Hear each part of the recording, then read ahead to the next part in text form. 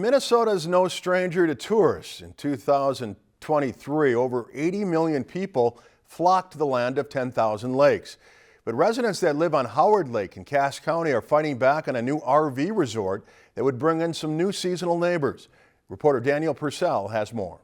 On the northern shore of Howard Lake sits a 16-acre lot that has sat empty for years. The site is home to a former RV resort, and now a developer has bought the land with plans to once again utilize the space for a new RV resort. But residents of the lake think that the new resort's footprint will be much bigger than its successor. They're trying to put a seasonal RV park in, and it's very dense. It's very much larger than what the old resort was.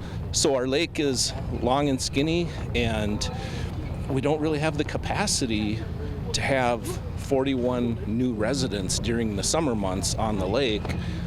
We already are a little bit overcrowded. Residents of Howard Lake argue that not only will the new resort overcrowd the lake, but it will have significant environmental impacts on the area as well. There was a lot of discussion around the fact that this is an abandoned resort. So there are existing septic systems and piping and things underground today that need to be accounted for, and they haven't been yet. There's a lot of concern about when we start breaking ground and cutting down trees, we're going to do harm that can't be easily repaired. There's a potential for actual pollution to come and really affect the waters. Residents formed a petition to require the developers to obtain an environmental impact statement, or EIS. This would help further determine what impact developing the site would have on the lake and surrounding areas. But we believe that an EIS is really necessary because, we don't want the lake to be destroyed.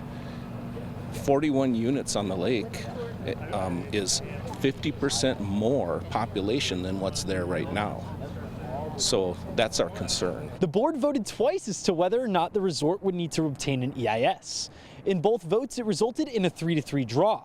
Ultimately, the board decided to table the discussion until their next regularly scheduled meeting, frustrating many of the people in attendance. We're tired, but we're dedicated to make sure that it's done correctly. If a decision is made to go forward and do a development, that's fine. We just want to make sure that everyone understands fully what the potential impacts are and that we've addressed that before they start breaking ground. And that's the primary concern we have. Reporting in Bacchus, I'm Daniel Purcell, Lakeland News.